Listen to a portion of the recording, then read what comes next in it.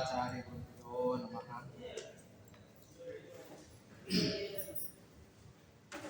ಆಪಾದಮೌಳಿಪರ್ಯಂತಂ ಗುರುಣಾಮಾಗ್ರಸಂ ಸ್ಮರೇತ್ ತೇನ ವಿಘ್ನಾಃ ಪ್ರಣಶ್ಯಂತೆ ಸಿದ್ಧ್ಯಂತಿ ಚ ಮನೋರಥಾಃ.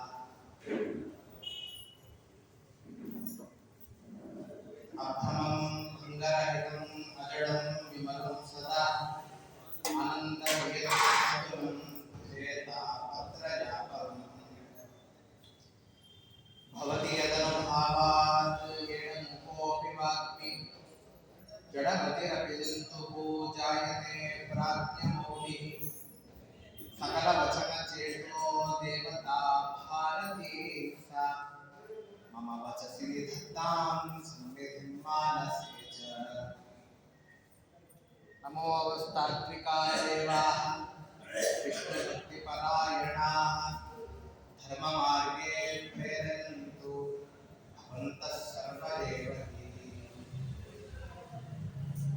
ತಪೋ ವಿದ್ಯಾವಿರಕ್ತ್ಯಾದಿ ಸದ್ಗುಣೋದ್ಧಾರಕಂ ವಾದಿರಾಜಗುರುಂ ವಂದೇ ಹಯಗ್ರೀವತಯಾಶ್ರಯಾಮಿ.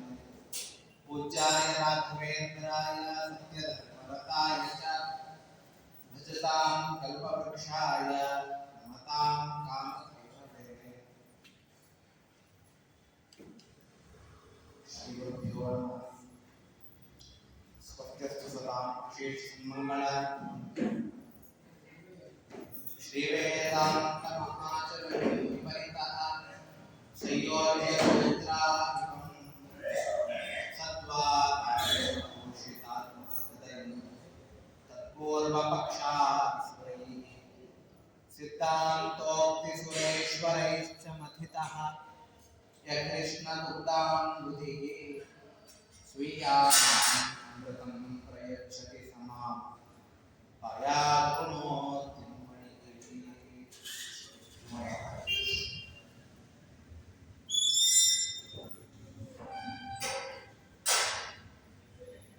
ನಿನ್ನೆ ಹೇಳಿದ ಹಾಗೆ ಪರಮ ಮಂಗಳಕರವಾದ ಪರ್ವಕಾಲ ಯತಿತ್ರಯರ ಆರಾಧನಾ ಮಹೋತ್ಸವ. ಸುಧೀಂದ್ರ ತೀರ್ಥರು ಇವತ್ತು ಉತ್ತರಾರಾಧನೆ, ವಾದಿರಾಜ ಗುರುಸಾರ್ವಭೌಮರ ಮಧ್ಯಾರಾಧನೆ, ಜಗತ್ತಿಗೆ ವ್ಯಾಸತ್ರಯಾದಿಗಳನ್ನು ಕೊಟ್ಟು ಮಾಧ್ವ ಸಮಾಜವನ್ನು ಉದ್ಧಾರ ಮಾಡಿರ್ತಕ್ಕಂತಹ ವ್ಯಾಸರಾಯರ ಪೂರ್ವಾರಾಧನೆಗೆ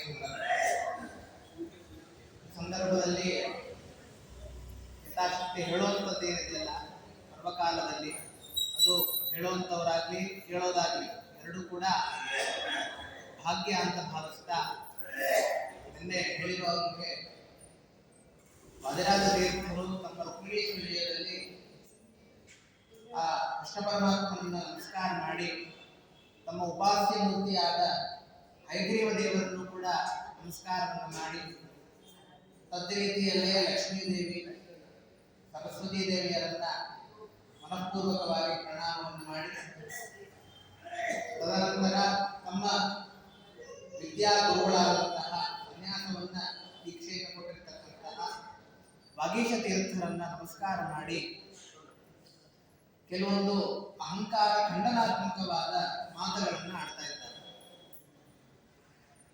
ವಾದಿರಾಜ ತೀರ್ಥರಿಗೆ ಅಹಂಕಾರ ಇಲ್ಲ. ಯಾತಕ್ಕೋಸ್ಕರ ಅಂದ್ರೆ ನಮ್ಮೆಲ್ಲರಿಗೂ ಬರ್ತದಲ್ಲ, ಅದನ್ನ ನಾವು ಹೋಗಿಸ್ಕೋಬೇಕಲ್ಲ. ಅದಕ್ಕೋಸ್ಕರವಾಗಿ ನಿಮಗೆ ಮುಂದೆ ಬರ್ತದೆ, ಅದನ್ನು ಹೋಗಿಸ್ಕೋಬೇಕು ಅಂದ್ರೆ ನಿಮ್ಮ ಅಹಂಕಾರದ ಖಂಡನೆಯನ್ನು ನಿತ್ಯದಲ್ಲಿ ಮಾಡ್ಕೊತಾ ಇರಬೇಕು ಅಂತ ತೋರಿಸ್ತಾ ಏನ್ ಮಾಡ್ತಾರೆ ಹೇಳ್ತಾರೆ. ಅಪಂಡಿತೇನಾಪಿ ಮಯಾರ್ಜಿತೆ ಮುಕುಂದ ಲೀಲಾ ಕವಿಕಂಠಮಾಲ ಅಕೌಶಲೇನ ಗ್ರಥಿತೇತಿ ಜಾತಿ ಪ್ರಸೂನಮಾನ ಏನು ಹೇಳ್ತಾ ಇದ್ದಾರೆ ವಾದಿರಾಜರು ಅಂದ್ರೆ, ಯಾರೋ ಒಬ್ಬ ನಾನು ದೋಷವುಳ್ಳವನು ಬರಿತಾ ಇದ್ದೇನೆ, ಯಾವುದನ್ನೋ ಕಾಮರ್ಸ್ ವಿದ್ಯೆಯನ್ನ ಬರಿತಾ ಇಲ್ಲ, ಸೈನ್ಸ್ ವಿದ್ಯೆಯನ್ನ ಬರಿತಾ ಇಲ್ಲ, ಏನ್ ಮಾಡ್ತಾ ಇದ್ದೀನಿ ಅಂದ್ರೆ ಅತ್ಯಂತ ಪುಣ್ಯಕರವಾದ ಪರಮ ಮಂಗಳ ಸ್ವರೂಪನಾದ ಕೃಷ್ಣ ಪರಮಾತ್ಮನ ಚರಿತ್ರೆಯನ್ನ ನಾನು ಬರಿತಾ ಇದ್ದೇನೆ. ನಾವು ದೋಷ ಉಳ್ಳವರಾದ್ರಿಂದ ನಾವು ಬರೆಯೋದ್ರಲ್ಲೂ ದೋಷ ಬರುತ್ತೆ. ಆ ರೀತಿ ನಾನು ಬರೆದಿರೋದ್ರಲ್ಲಿ ದೋಷ ಇದೆ ಅಂತ ನೀವು ಸಜ್ಜನರು ಪಂಡಿತರು ಇದನ್ನ ಸ್ವೀಕಾರ ಮಾಡದೇ ಇರಿ. ಸ್ವೀಕಾರ ಮಾಡ್ರಿ, ಅವಶ್ಯವಾಗಿ ಮಾಡ್ರಿ. ಸ್ವೀಕಾರ ಮಾಡದೆ ಬಿಟ್ಬಿಡ್ಬೇಡ್ರಿ ಅಂತ ಏನ್ ಮಾಡ್ತಾ ಇದ್ದಾರೆ, ಅವ್ರು ಹೇಳ್ತಾ ಇದ್ದಾರೆ. ಪಂಡಿತೇನಾಪಿ ಮಯಾ ಜೊತೆಯು, ನಾನು ಪಂಡಿತ ಅಲ್ಲ. ಅವರೆಂತ ಸಾರ್ವಭೌಮರು, ಕೇವಲ 19 ದಿವಸದಲ್ಲಿ ಇಂಥ ಪ್ರೌಢವಾದ ಕಾವ್ಯವನ್ನ ಬರೆದಿರತಕ್ಕಂಥ ಮಹಾನುಭಾವರು. ಆದ್ರೂ ಅವ್ರು ಏನ್ ಹೇಳ್ಕೊತಾರೆ, ಅಪಂಡಿತೇನಾಪಿ ಮಯಾ ಜೊತೆಯು, ನಾನು ಅಪಂಡಿತ, ನನಗೇನು ಬರುವುದಿಲ್ಲ. ಇದು ಹೆಂಗ್ ಬರುತ್ತೆ ಅಂದ್ರೆ ಗುರುಗಳಿಂದ ಬರುತ್ತದೆ. ಯಾವ ಗುರುಗಳು? ಟೀಕಾಕೃತ್ಪಾದರು. ಟೀಕಾಕೃತ್ಪಾದರು ಏನ್ ಬರೀತಾರೆ ಗೊತ್ತಾ?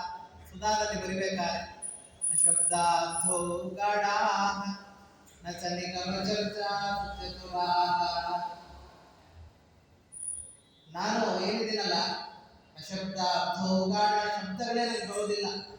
ಯಾವ ಶಬ್ದವನ್ನು ಎಲ್ಲಿ ಹೇಳಬೇಕು ಅಂತ ಬರೋದಿಲ್ಲ ನನಗೆ. ಶಬ್ದದ ಆಂತರ್ಯ, ಅದರ ಗಹನ, ಯಾವ ಶಬ್ದಕ್ಕೆ ಯಾವ ಅರ್ಥ ಅನ್ನೋದು ನನಗೆ ಗೊತ್ತಿಲ್ಲ.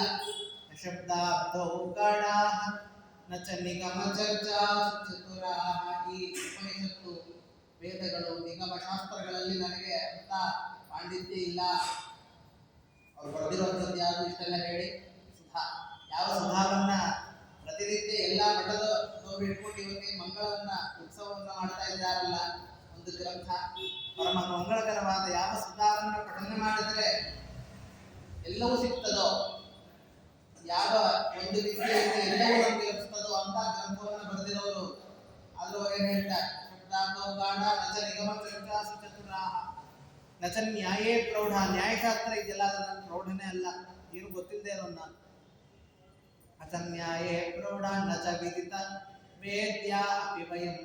ಆದ್ರೂ ಏನ್ ಮಾಡ್ತಿದ್ದೀನಿ, ಹಿಂಗ್ ಬರ್ತಿದ್ದೀನಿ ಗೊತ್ತಾ ಇದನ್ನ? ಪರಂ ಶ್ರೀಮತ್ ಪೂರ್ಣ ಪ್ರಮತಿ ಗುರುಕಾರುಣ್ಯ ಶರಣಂ. ಶಿವಾಚಾರ್ಯ ಇದಾರಲ್ಲ, ಅವರ ಕೇವಲ ಕರುಣಾದಿಂದ, ಬರೀ ಕರುಣಾ ಅಲ್ಲ, ಅವರ ಕರುಣಾ ಸರಣಿ, ಒಂದೊಂದು ಅವರ ಗುರುಗಳ ಕೃಪಾ, ಅವರ ನನ್ನ ಕೃಪಾ, ಈ ರೀತಿಯಾಗಿ ಸರಣಿ ಏನಿದೆಯಲ್ಲ, ಕೃಪಾ ಸರಣಿ, ಅದರಿಂದ ಮಾಡ್ಲಿಕ್ಕಾಯ್ತು ಹೊರತು ನನ್ನದು ಯಾವುದೇ ಒಂದು ಶಬ್ದದು ಇಲ್ಲಿಲ್ಲ. ತಮ್ಮ ಅಹಂಕಾರವನ್ನು ಖಂಡನೆ ಮಾಡ್ಕೊಳ್ತಾರೋ ಅದೇ ಸ್ವಭಾವವನ್ನ ಹೇಳ್ತಾ ಇದ್ದಾರೆ. ಪಂಡಿತೇನಾಪಿ ಮಯಾ ಜೊತೆಯಂ. ಆದ್ರೂ ಕೂಡ ಇದನ್ನೇನೋ ಗ್ರಂಥವನ್ನು ಬರೆದಿದ್ದೀನಿ, ಇದನ್ನ ಎಲ್ಲರೂ ಸಜ್ಜನರು ಸ್ವೀಕಾರ ಮಾಡ್ರಿ. ಅಲ್ಲಿ ಒಂದು ಸ್ವಾರಸ್ಯಕವಾದ ಶಬ್ದವನ್ನು ಹೇಳ್ತಾರೆ. ಅಘೋಷಲೇನಾಪಿ ಗ್ರಥಿತೇತಿ ಜಾತಿ ಪ್ರಸೂನಮಾನ ಕಿಮುಸಂತ್ಯಜಂತಿ. ಎಲ್ಲ ಒಂದು ಹಾರವನ್ನ ಕಟ್ಟಿರ್ಬೇಕಾದ್ರೆ ಹಿಂದು ಮುಂದಾಗುತ್ತದೆ. ಆದ್ರೂ ಕೂಡ ಪರಮಾತ್ಮನಿಗೆ ಏರಿಸ್ಬೇಕಾದ್ರೆ ಹೆಂಗ್ ಮಾಡಿದ್ರು ಕೂಡ ಅದನ್ನ ಏರಿಸ್ತೀವೋ ಇಲ್ಲ. ಹಂಗೆ ಪ್ರಸೂನಮಾನ ಕಿಮುಸಂತ್ಯಜಂತಿ ವಯೋಬ್ಧಿಜ ಚಂಚಲತಾಖ್ಯ ದೋಷಾಂತ ಅಂತ ಇನ್ನೊಂದು ಶಬ್ದವನ್ನು ಹೇಳ್ತಾರೆ. ನಮ್ಗೆ ಯಾವ ಎಲ್ಲ ರತ್ನ ವೈಡೂರ್ಯ ಸಿಗ್ತದೆ ಎಲ್ಲಿಂದ? ಸಮುದ್ರದಲ್ಲಿ ಸಿಗ್ತದಲ್ಲ. ಸಮುದ್ರದ ನೀರು ಉಪ್ಪಿದೆ ಅಂತ ಬಿಡ್ತೀವೇನು? ಎಲ್ಲವೂ ಕೂಡ ಇವತ್ತೇ ನಮಗೆ ರತ್ನ ವೈಡೂರ್ಯ ಎಲ್ಲವೂ ಸಿಗುವಂಥದ್ದು ಸಮುದ್ರದಲ್ಲಿ. ರತ್ನಾಕರ ಅಂತ ಅದಕ್ಕೆ ಕರೀತಾರೆ ಸಮುದ್ರವನ್ನು. ಅದನ್ನ ಎಲ್ಲಿ ಸಿಗ್ತದ್ರಿ? ಅದು ಒಂದು ಸಮುದ್ರದಲ್ಲಿ ಸಿಗ್ತದೆ. ಸಮುದ್ರದ ನೀರು ಹೆಂಗಿದೆ? ಕುಡಿಲಿಕ್ಕೆ ಆಗ್ತದೆ ಅನ್ನೋದನ್ನ, ಉಪ್ಪು ನೀರಿರ್ತದೆ ಅದು. ಆದ್ರೂ ಕೂಡ ಉಪ್ಪು ನೀರಿದೆ ಅಂತ ಬಿಡ್ಲಿಕ್ಕೆ ಆಗ್ತದ? ಹೆಂಗೋ ಈ ಶಬ್ದಗಳು ಏನಿದೆಲ್ಲ ಪರಮಾತ್ಮನನ್ನ ಹೊಗಳಿ ಹೇಳುವಂತಹ ಶಬ್ದಗಳು, ಯಾವುದೋ ದೋಷ ಇದ್ರೂ ಕೂಡ ಅದನ್ನ ಯಾವುದು ಮನಸ್ಸಿಗೆ ಹಚ್ಕೊಳ್ಳದೆ ಇದನ್ನ ಸ್ವೀಕಾರ ಮಾಡ್ರಿ ಅಂತ ಕೇಳ್ತಾರೆ. ಇದು ಕೇವಲ ಲಕ್ಷ್ಮೀದೇವಿ ಚಂಚಲ.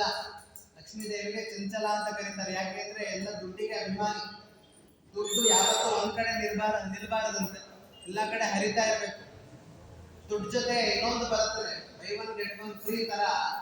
ದುಡ್ಡನ್ನು ಸ್ವೀಕಾರ ಮಾಡಿದ್ರೆ ಅದ್ರ ಜೊತೆ ಇನ್ನೊಂದು ಏನು ಬರ್ತದೆ ಅಂದ್ರೆ ಕೆಟ್ಟ ಬುದ್ಧಿ ಬರುತ್ತದೆ. ಏನು ಅಂದ್ರೆ ಎಲ್ಲಾ ದುಡ್ಡು ನನಗೆ ಬೇಕು, ಎಲ್ಲಾ ಕಡೆಯಿಂದ ದುಡ್ಡು ನನಗೆ ಬರಬೇಕು, ಆದ್ರೆ ನನಗೆ ಬಂದಿರುವಂತ ದುಡ್ಡು ಎಲ್ಲೂ ಹೋಗಬಾರದು ಅನ್ನೋ ಒಂದು ಕೆಟ್ಟ ಬುದ್ಧಿ ಬರುತ್ತೆ. ಆದ್ರೆ ಲಕ್ಷ್ಮೀದೇವಿ ಹಂಗಲ್ಲ, ಚಂಚಲ. ಒಂದ್ ಕಡೆ ನಿಲ್ಲೋಳಲ್ಲ ಅವಳು, ಬರ್ತಾ ಇರ್ತಾಳೆ ಹೋಗ್ತಿರ್ತಾಳೆ, ಅವಾಗ ಸ್ವಾರಸ್ಯ ಅದಕ್ಕೆ ಹೆಂಗೋ. ಅದರಿಂದ ಪ್ರಯೋಗ್ತಿಜ ಚಂಚಲ ರಾಜ್ಯ ದೋಷ. ಅದಾದ್ರೂ ಕೂಡ ಅದು ಬರುತ್ತೆ ಹೋಗುತ್ತೆ. ಬರುತ್ತೆ ಹೋಗುತ್ತೆ, ಆದ್ರೂ ಕೂಡ ದುಡ್ಡು ಬೇಡಪ್ಪ ನಮ್ಗೆ ಅಂತ ಯಾರಾದ್ರೂ ಹೇಳ್ತಾರೆ ಏನು?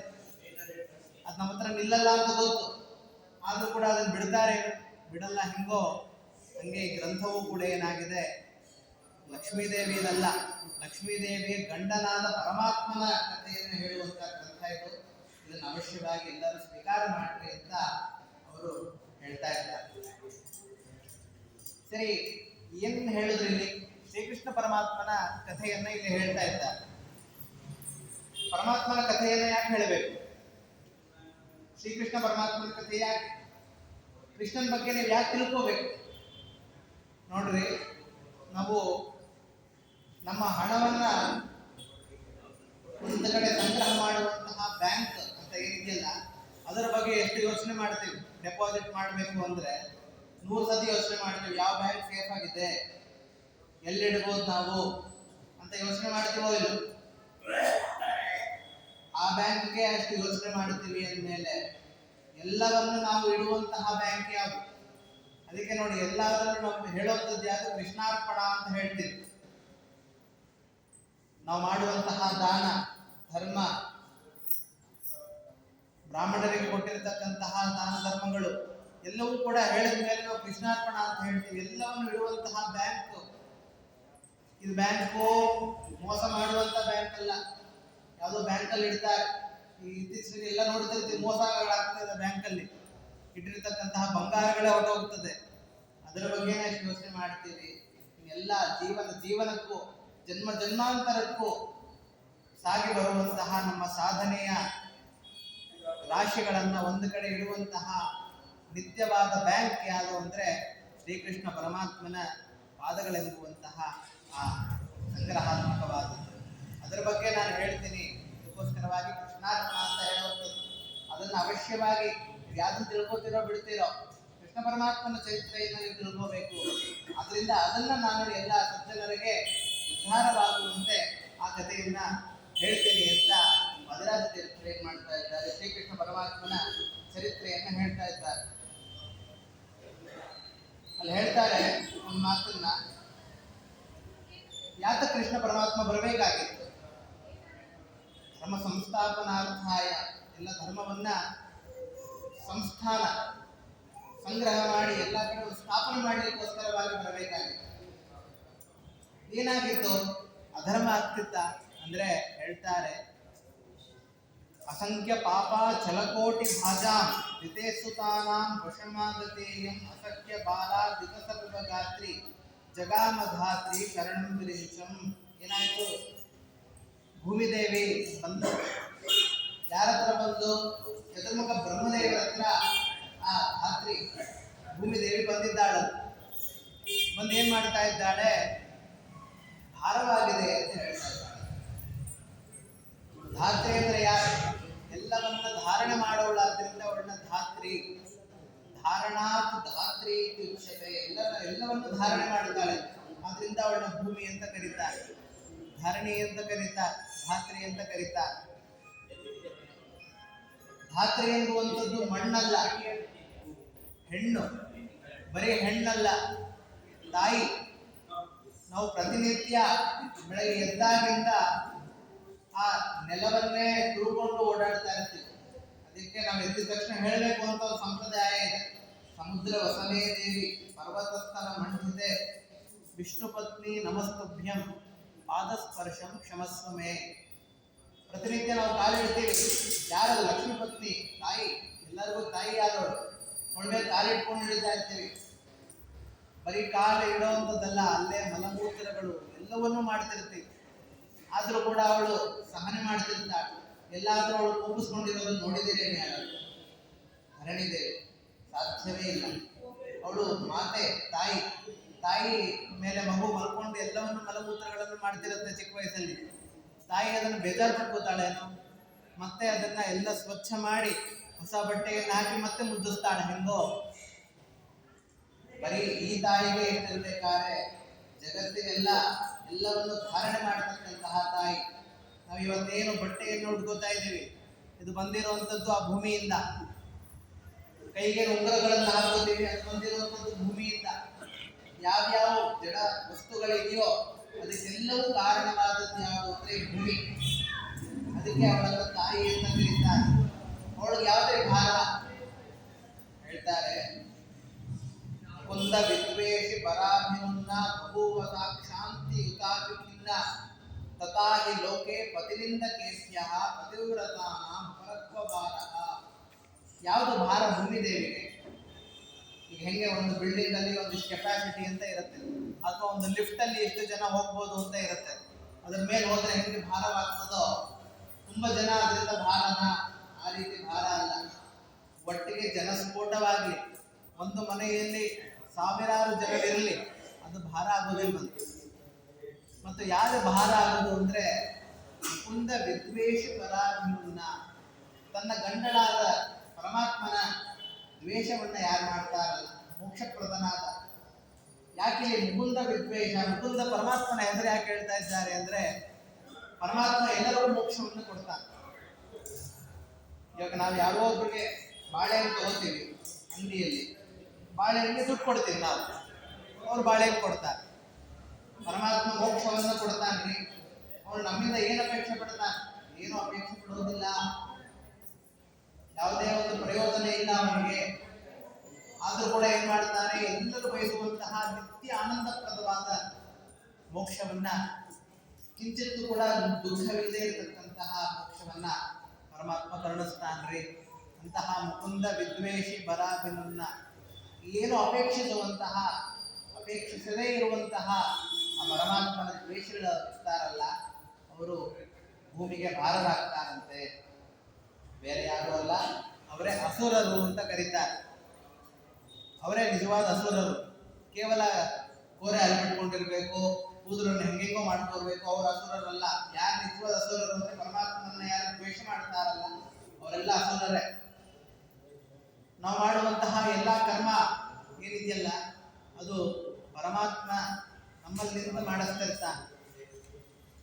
ಈಗ ಹೆಂಗೆ ಈ ಮೈಕ್ ಇದೆ, ಈ ಮೈಕು ನಾನು ಬರುವಂತಹ ಅರ್ಧ ಗಂಟೆ ಮುಂಚೆ ಕೂಡ ಈ ಮೈಕ್ ಇತ್ತು. ಆದ್ರೆ ಈ ಮೈಕಿಗೆ ತಾನೇ ಹೇಳುವಂತ ಶಕ್ತಿ ಇಲ್ಲ. ಆಚಾರ್ಯ ಬರೋದು ಬೇಡ, ಮೈಕ್ ಇದೆ, ಅದೇ ಅರ್ಧ ಗಂಟೆ ಪ್ರವಚನ ಹೇಳೋದು ಬಿಡ್ರಿ ಅಂತ ಹೇಳಿದ್ರೆ ಆಗ್ತದ? ಆಗೋದಿಲ್ಲ. ಅದ್ರ ಹಿಂದೆ ನಿಂತಿರುವಂತಹ ಆಚಾರ ಬಂದು ಹೇಳಿದ್ರೆ ಈ ಮೈಕ್ ಏನಾಗ್ತದೆ? ಧ್ವನಿವರ್ಧಕ. ಇದಕ್ಕೆ ಧ್ವನಿವರ್ಧಕ ಅಂತ ಕರೀತಾರೆ. ಅದನ್ನೇನ್ ಮಾಡ್ತದೆ? ನಮ್ಮ ಧ್ವನಿಯನ್ನ ನೂರಾರು ಜನಕ್ಕೆ ಕೇಳಿಸುವಂತೆ ಮಾಡುವಂತ ಒಂದು ಪದಾರ್ಥ ವಿಶೇಷ. ಇದು ಹೆಂಗೆ ಹಂಗೋ ನಮ್ಮ ಶರೀರವು ಹಂಗೆ. ನಾವು ಮಾತಾಡ್ತಾ ಇಲ್ಲ, ನಮ್ಮಲ್ಲಿ ನಿಂತು ಪರಮಾತ್ಮ ಮಾತಾಡಿಸ್ತಿರ್ತಾನೆ. ಯೋಂತ ಪ್ರವಿಶ್ಯ ಮಮ ವಾಚ ಇಮಾಂ ಪ್ರಸುಪ್ತಾಂ. ಭಾಗವತದಲ್ಲಿ ಹೇಳ್ತಾರೆ, ಯೋಂತ ಪ್ರವಿಶ್ಯ ಮಮ ವಾಚ ಇಮಾಂ ಪ್ರಸುಪ್ತಾಂ ಸಂಜೀವಯತ್ಯಖಿಲ ಶಕ್ತಿ ಧರಸ್ವಧಾಮ್ನ.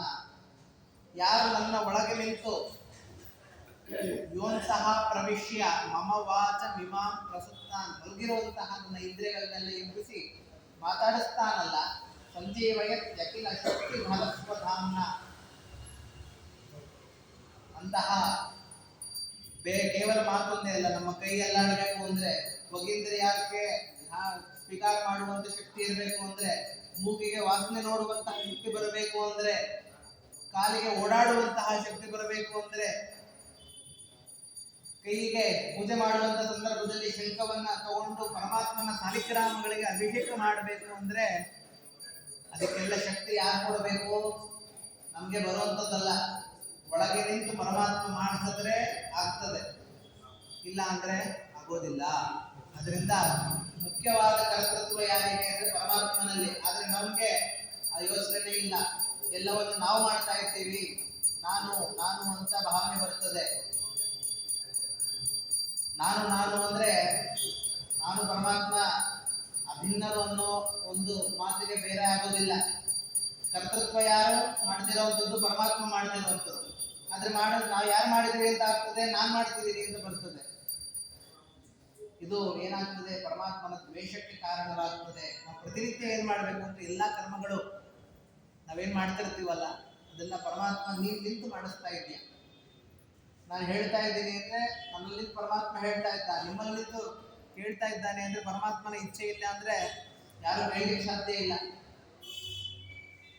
ಅದರಿಂದ ಆ ಕರ್ತೃತ್ವ ಎಲ್ಲ ಏನಿದೆ ಅದು ಪರಮಾತ್ಮನಿಗೆ ಇರುವಂಥದ್ದು ಮುಖ್ಯವಾದ ಕರ್ತೃತ್ವ. ಅಂತಹ ಮುಕುಂದ ವಿದ್ವೇಷಿ ಪರಾಭಿಮುನ್ನ, ಈ ರೀತಿಯಾಗಿ ದ್ವೇಷಗಳು ಭಾರ ಆಗಬೇಕು ಅಂದ್ರೆ ಅವರು ತುಂಬಾ ದಪ್ಪ ಇರೋ ಕಾರಣ ಇಲ್ಲ, ಅನೇಕ ಜನ ಇರೋ ಕಾರಣ ಇಲ್ಲ. 4 ಜನ ದ್ವೇಷ ಮಾಡೋರಿದ್ರೆ ಸಾಕು ಭೂಮಿಗೆ ಭಾರ ಆಗ್ತದೆ. ಇದನ್ನ ಹೆಂಗೆ ಹೇಳ್ತೀರಿ ಅಂದ್ರೆ ಹೇಳ್ತಾರೆ, ಒಂದು ದೃಷ್ಟಾಂತವನ್ನು ವಾದಿರಾಜರು ಕೊಡ್ತಾರೆ. ಪತಿವ್ರತಾನ ಅಪರತ್ವಭಾನಃ. ಒಬ್ಳು ಪತಿವ್ರತ ಸ್ತ್ರೀ. ಪತಿವ್ರತ ಅಂದ್ರೆ ಯಾರು? ವ್ರತ ಅಂದ್ರೆ ಇವಾಗ ನಾವೇನು ಚಾತುರ್ಮಾಸ್ಯದಲ್ಲಿ ಮಾಡ್ತೀವಿ. ಶಾಖವ್ರತ ಅಂದ್ರೆ ಏನು? ಶಾಖವನ್ನು ಬಿಟ್ಬಿಡೋದು ಅಂತ ಅರ್ಥ. ಪತಿವ್ರತ ಅಂದ್ರೆ ಪತಿಯನ್ನು ಬಿಟ್ಬಿಡೋದು ಅಂತ ಅರ್ಥ ಅಲ್ಲ. ವ್ರತ ಎಂಬ ಶಬ್ದಕ್ಕೆ ಅನೇಕ ಅರ್ಥಗಳಿದೆ ನಮ್ಮ ಸಂಸ್ಕೃತದಲ್ಲಿ. ವ್ರತ ಧಾರಣೆ, ವ್ರತ ತ್ಯಾಗೆ. ಒಂದು ಧಾರಣ ಮಾಡೋದ್ರಲ್ಲೂ ವ್ರತ ಶಬ್ದವನ್ನ ಉಚ್ಚಾರಣೆ ಮಾಡ್ತೀವಿ, ತ್ಯಾಗ ಮಾಡೋದ್ರಲ್ಲೂ ವ್ರತ ಶಬ್ದವನ್ನ ಉಚ್ಚಾರಣೆಯನ್ನು ಮಾಡ್ತೀವಿ. ಶಾಖವ್ರತ, ವಯೋವ್ರತ ಎಲ್ಲವನ್ನು ಮಾಡ್ತೀವಲ್ಲ, ಚಾತುರ್ಮಾಸ್ಯದಲ್ಲಿ ಬರುವಂಥದ್ದು ಅದೆಲ್ಲ ವ್ರತ ತ್ಯಾಗೆ. ಶಾಖವ್ರತ ಅಂದ್ರೆ ಶಾಖವನ್ನ ತ್ಯಾಗ ಮಾಡಬೇಕು. ಪಯೋವ್ರತ ಅಂದ್ರೆ ಹಾಲನ್ನ ತ್ಯಾಗ ಮಾಡಬೇಕು. ದಧಿವ್ರತ ಅಂದ್ರೆ ಮೊಸರನ್ನ ತ್ಯಾಗ ಮಾಡಬೇಕು. ಹೆಂಗೋ ಅದೇ ಪಯೋವ್ರತ ಅಂತ ಇನ್ನೊಂದು ಬರ್ತದೆ, ಈಗ ಬಂತಲ್ಲ ಮೊನ್ನೆ. ಅದಕ್ಕೆ ಪಯೋವ್ರತ ಅಂದ್ರೆ ಹಾಲನ್ನು ಮಾತ್ರ ಸ್ವೀಕಾರ ಮಾಡುವಂಥದ್ದು. ಪತಿವ್ರತ ಅಂದ್ರೆ ಪತಿಯನ್ನ ಸ್ವೀಕಾರ ಮಾಡುವಂಥದ್ದು. ಪತಿಯನ್ನ ಬಿಟ್ಟು ಬೇರೆ ಯಾವುದು, ಪತಿರೇಕೋ ಗತಿಸ್ತದ, ಗಂಡ ಹೇಳಿದ ಮಾತೇ ಮಾತು, ಬೇರೆದು ಯಾವುದೂ ಅಲ್ವೇ ಇಲ್ಲ, ಬೇರೆ ಯಾರು ಇಲ್ವೇ ಇಲ್ಲ, ಎಲ್ಲವೂ ಗಂಡನೇ ಅಂತ ತಮ್ಮ ಆಚರಣೆಯನ್ನು ಮಾಡುವಂಥವ್ರು ಯಾರು ಅಂದ್ರೆ ಪತಿವ್ರತ ಸ್ತ್ರೀಯರು. ಪತಿವ್ರತಾನಾಂ ಅಪರತ್ವಭಾನಃ. ಅಂತಹ ಪತಿವ್ರತ ಸ್ತ್ರೀಯರ ಮುಂದೆ ಪತಿಯನ್ನ ನಿಂದನೆ ಮಾಡಿದ್ರೆ ಅವರು ಆ ಮಾತುಗಳನ್ನು ಸ್ವೀಕಾರ ಮಾಡ್ತಾರೆ, ಮಾಡೋದಿಲ್ಲ. ಹೆಂಗೋ ಅವ್ರಿಗೆ ಹೆಂಗೆ ಭಾರವಾಗ್ತದೋ, ಗಂಡನ ಬೈತಿರ್ತಾರೆ, ಮನೆಗೆ ಬಂದ್ಬಿಟ್ಟಿರ್ತಾರೆ, ಎಲ್ಲರೂ ಬಂದಿರ್ತಾರೆ, ಎಲ್ಲರಿಗೂ ಆ ತಾಯಿ ಏನ್ ಮಾಡ್ತಾಳೆ, ಆ ಪತ್ನಿ ಎಲ್ಲರಿಗೂ ಉಪಚಾರವನ್ನು ಮಾಡ್ತಾಳೆ. ಆದ್ರೆ ಯಾರು ಬೈದಿರ್ತಾರಲ್ಲ ಅವರು ಉಪಚಾರ ಮಾಡೋದಿಲ್ಲ. ಹೆಂಗೋ ಈ ಭೂಮಿಯಲ್ಲಿ ಪರಮಾತ್ಮ ಸ್ಥಾನವನ್ನು ಕೊಟ್ಟಿರ್ತಾನೆ. ಅಂತಹ ಸ್ಥಾನದಲ್ಲಿ ಯಾರು ಬೈತಾರಲ್ಲ ಅವರಿಗೆ ಅವರು ಬಂದರು ಅಂದ್ರೆ ಭೂಮಿಯಲ್ಲಿ ಏನಾಗ್ತದೆ, ಧರಣಿ ದೇವಿಗೆ ಭಾರವಾಗ್ತದೆ. ಅದನ್ನೇ ಹೇಳ್ತಾರೆ, ಪತಿವ್ರತಾನ ಅಪರತ್ವಭಾನಃ. ಈ ರೀತಿಯಾಗಿ ಅಲ್ಲಿ ಹೇಳ್ತಾರೆ. ಯಾಕೆ ಭೂಮಿ ದೇವಿ ಗೋರೂಪವನ್ನ ಧಾರಣೆ ಮಾಡಿ ಬರಬೇಕಾಗಿತ್ತು? ಅವಳು ಒರಿಜಿನಲ್ ರೂಪವನ್ನೇ ತಗೊಂಡು ಬರ್ಬೋದಾಗಿತ್ತು. ಗೋರೂಪ ಯಾತಕ್ಕೆ ಹೇಳ್ತಾರೆ? ವಿಷಮ್ಯ ಗೋಬ್ರಾಹ್ಮಣ ಮುಖ್ಯ ಬಂಧುಂ ಧ್ರುವಂ ಮುಕುಂದಂ ಶರಣಂ ವ್ರಜಂತಿ ಬಭೂವ ಗೋರೂಪ ಧರಾಧರಾತ ತಮಾರ್ಥ ಭಾವಾಪ ಹರಂಚದೀನ. ಅದಕ್ಕೋಸ್ಕರವಾಗಿ ಅಂದ್ರೆ ಪರಮಾತ್ಮನಿಗೆ ಪ್ರಿಯವಾದ ಬಂಧುಗಳು. ಇವಾಗ ನಮ್ಮ ಫಸ್ಟ್ ಸರ್ಕಲ್ ಅಂತ ಇರುತ್ತೆ.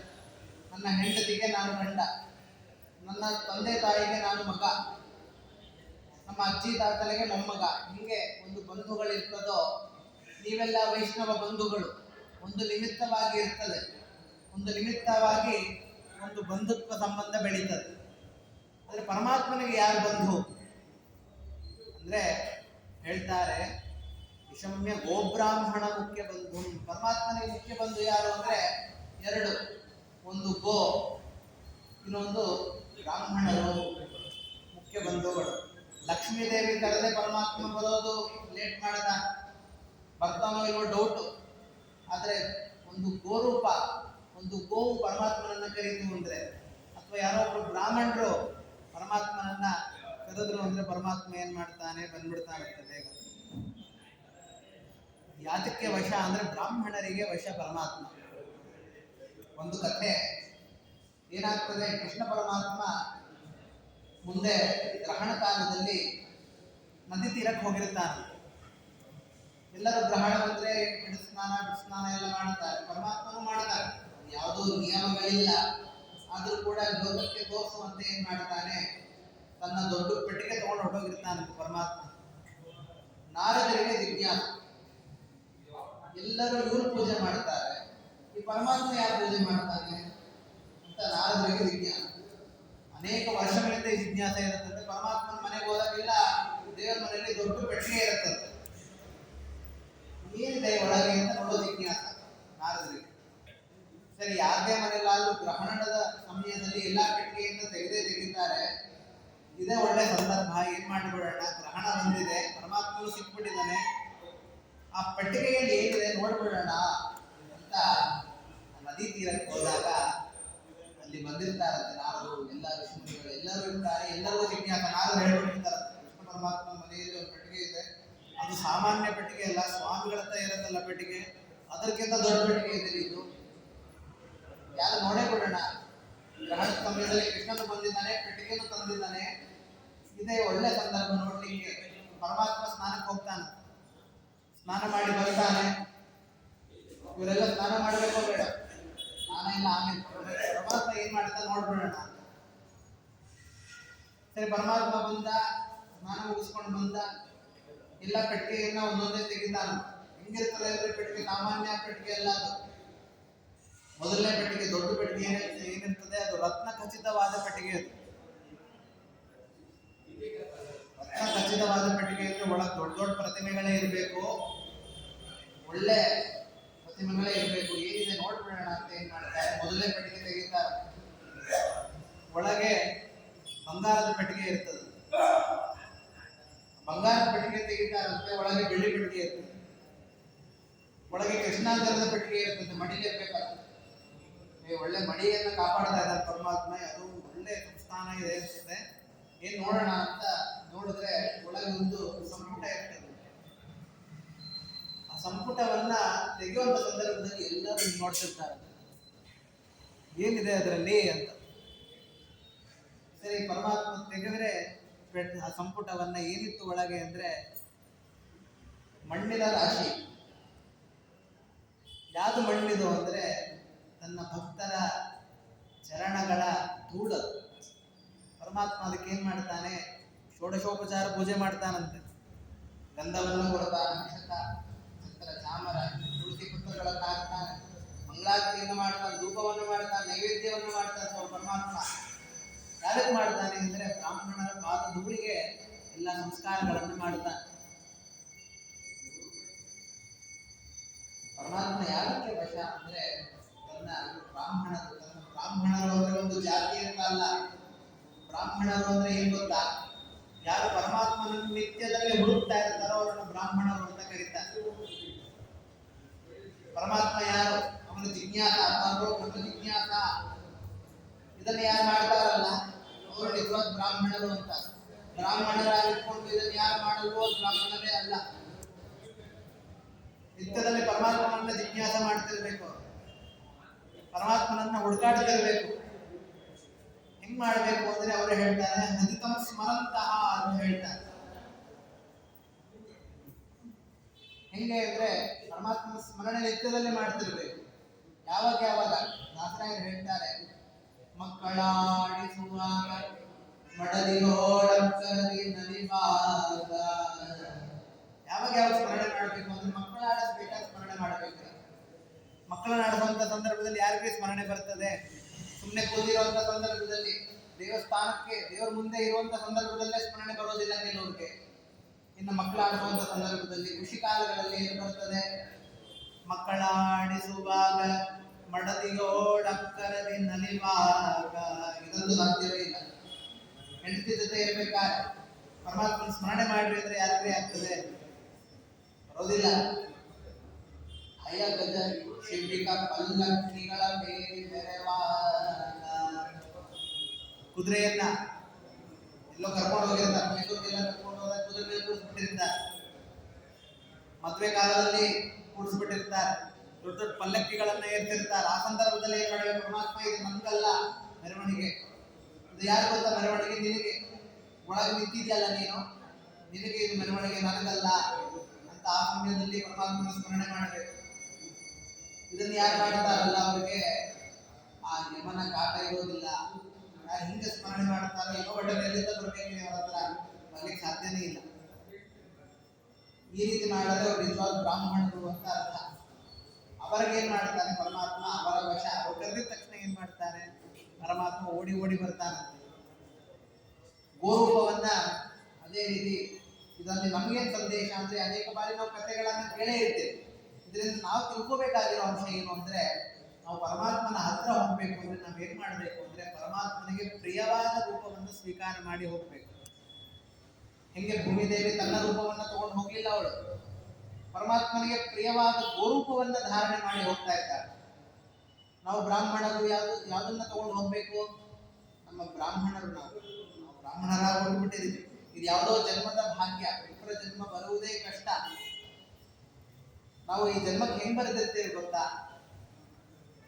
ಗ್ರಂಥಗಳಲ್ಲಿ ವರ್ಣನೆ ಮಾಡಿದ್ದಾರೆ, ಬ್ರಾಹ್ಮಣರಾಗಿ ಹುಟ್ಟಬೇಕು ಅಂತ ಸುಮ್ಮನೆ ಬಂದಿರುವಂತದ್ದಲ್ಲ.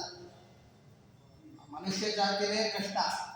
ಇರುವಂತಹ 84 ಲಕ್ಷ ಯೋನಿಗಳಲ್ಲಿ, ಪ್ರಾಣಿಗಳ ಸಮುದಾಯಗಳಲ್ಲಿ ಪರಮಾತ್ಮ ಅರಿವಿನ ಶಕ್ತಿ, ಜ್ಞಾನದ ಶಕ್ತಿ ಕೊಟ್ಟಿರುವಂಥದ್ದು ಕೇವಲ ಒಂದೇ ಪ್ರಾಣಿಗೆ, ಯಾರಿಗೆ? ಮನುಷ್ಯನಿಗೆ. ಇನ್ನು ಮಿಕ್ಕಿರುವಂತಹ 83,99,099 ಜನರಿಗೆ ಬಂದಿಲ್ಲ. ಪ್ರಾಣಿಗಳಿಗೆ ಅರಿವಿನ ಶಕ್ತಿಯೇ ಇಲ್ಲ.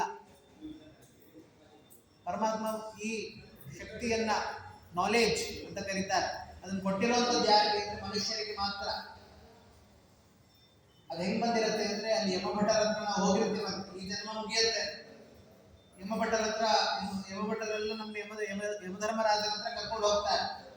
ಅಲ್ಲಿ ನಾವೇನ್ ಮಾಡ್ತೀವಿ? ಯಮಧರ್ಮರಾಜನ ಕಾಲಿಗೆ ಬಿದ್ದ್ಬಿಡ್ತೀವಂತೆ, ಸ್ವಾಮಿ ನಂಗೆ ಕ್ರಿಮಿಕೀಟಗಳ, ಈ ಪ್ರಾಣಿಗಳ ಜನ್ಮ ಬೇಡ, ನಂಗೆ ಮನುಷ್ಯ ಜನ್ಮ ಕೊಡು. ಬರೀ ಮನುಷ್ಯ ಜನ್ಮ ಬಂದ್ರೆ ಆಗುವುದಿಲ್ಲ, ನಂಗೆ ಮಧ್ವರಾಯರ ಸಿದ್ಧಾಂತವನ್ನ ತಿಳ್ಕೊಳ್ಳುವಂತಹ ಮಾಧ್ವದ ಜನ್ಮ, ಬ್ರಾಹ್ಮಣ ಜನ್ಮವನ್ನು ಕೊಡು ಅಂತ ಕೇಳ್ಕೊತೀವಿ. ಅವಾಗ ಯಮಧರ್ಮರಾಜರು ಹೇಳ್ತಾರೆ, ಇಲ್ಲಪ್ಪ ಸಾಧ್ಯವೇ ಇಲ್ಲ, ನಿನ್ನ ಪುಣ್ಯ ನೋಡಿ ಎಲ್ಲಿದೆ? ಅಲ್ಲಿರ್ತದೆ ಪುಣ್ಯದ ಚೀಲ, ಪಾಪದ ಚೀಲಗಳು ಅಂತ ಇರ್ತದೆ. ನಿನ್ನ ಪುಣ್ಯದ ಚೀಲ ನೋಡು ಅಂದ್ರೆ ಯಾವುದೋ ಒಂದೇ ಒಂದು ಚೀಲ ಇರ್ತದೆ. ಅದು ಒಂದೇ ಚೀಲ ಫುಲ್ ಇರೋದಿಲ್ಲ, ಅದು ಕೆಳಗೆಲ್ಲೋ ಇರುತ್ತದೆ.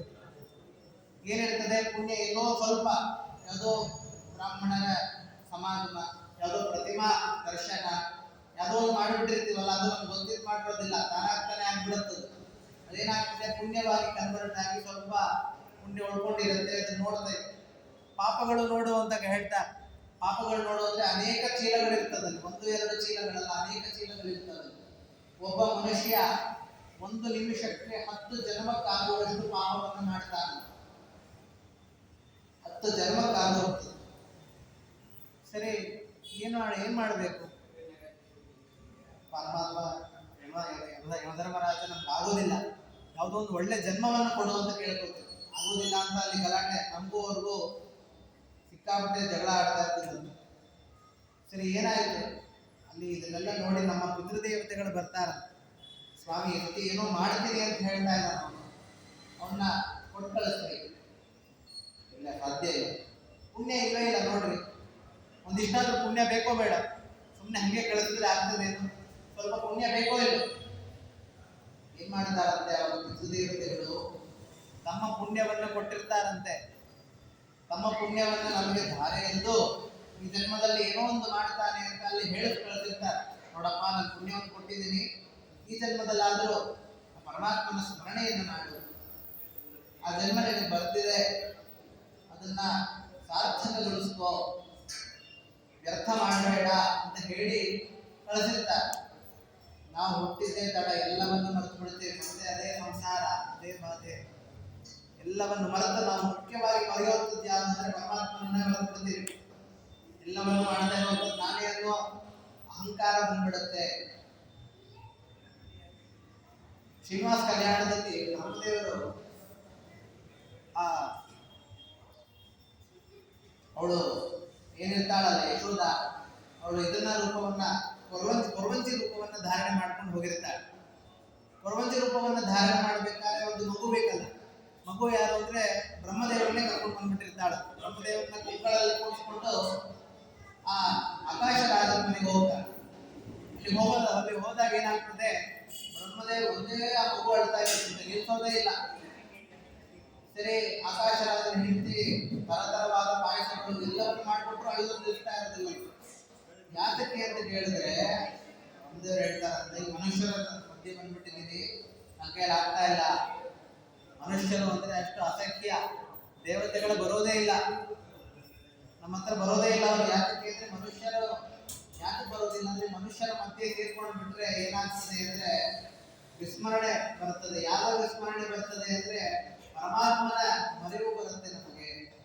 ಮನುಷ್ಯರಲ್ಲಿ ಏನಿರಲ್ಲ, ಪರಮಾತ್ಮನ ನಿತ್ಯವನ್ನು ಮರೆತು ವ್ಯವಹಾರವನ್ನು ಮಾಡ್ತಿರ್ತಾರೆ. ಅವ್ರ ಮಧ್ಯೆ ಸೇರ್ಕೊಂಡು ಬಿಟ್ರೆ ನಮ್ಮಲ್ಲಿ ಹೇಳ್ತಾರಲ್ಲ ಸಹವಾಸ ದೋಷ ಅಂತ ಏನು ಹೇಳ್ತಾರಲ್ಲ, ಹಂಗೆ ಇವ್ರ ಜೊತೆ ಸೇರ್ಕೊಂಡು ಬಿಟ್ರೆ ನಮಗೂ ಅದೇ ಬಂದ್ಬಿಟ್ರೆ ಕಷ್ಟ ಅಂತ ಬ್ರಹ್ಮದೇವರು ಅಳಿದಿರ್ತಾರೆ.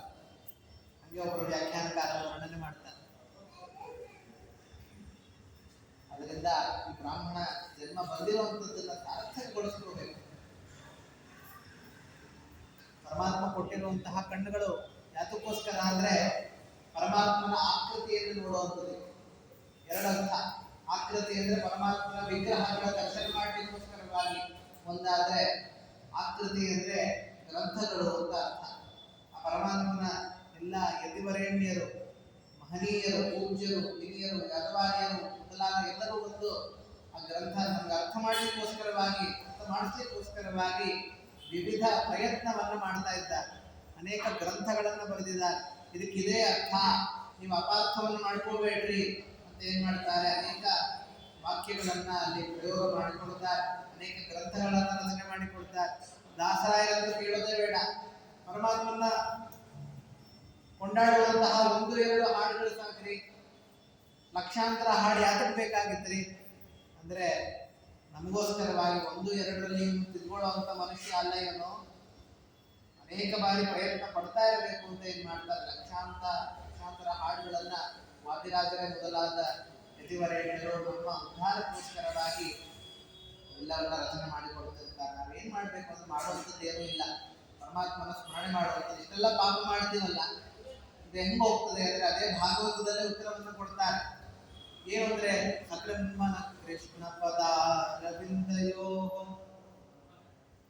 ನಿವೇಶಿತಂ ತತ್ ಪುನರಾಶಿಯೇರಿಹ ನತೇ ಯಮಂ ಪಾಶಭೃತಶ್ಚ ತದ್ಭಟಾನ್ ಸ್ವಪ್ನೇ ಪಶ್ಯಂತಿ ಚೀರ್ಣ ನಿಷ್ಕೃತಾಃ. ನೀವೇನು ಮಾಡಬೇಕಾಗಿಲ್ಲ ರೀ, ಪರಮಾತ್ಮ ಏನೂ ಅಪೇಕ್ಷೆ ಪಡೋದಿಲ್ಲ ನಿಮ್ಮಿಂದ.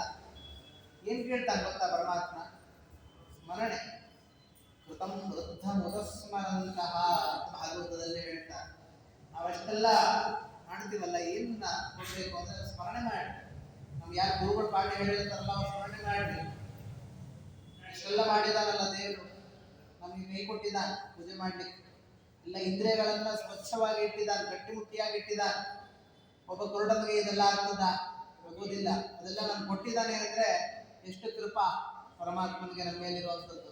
ನಾವು ಪರಮಾತ್ಮನ ವಾಪಸ್ ಏನು ಮಾಡಬೇಕಾಗಿಲ್ಲ, ಒಂದು ಸ್ಮರಣೆ ಮಾಡಿದ್ರೆ ಸಾಕು. ಸಕೃನ್ಮನಃ ಯಾವಾಗಲೂ ಮಾಡಬೇಕಾಗಿಲ್ಲ. ಅವ್ರು ಹೇಳುವಂಥದ್ದು, ಒಮ್ಮೆ ನಿಮ್ಮ ಮನಸ್ಸು ನಿಮ್ಮ ಜೀವನದಲ್ಲಿ ಒಮ್ಮೆ ಕೃಷ್ಣನ ಪಾದಗಳಲ್ಲಿ ನಿಮ್ಮ ಮನಸ್ಸನ್ನು ಇಟ್ಟರೆ ಏನಾಗ್ತದೆ?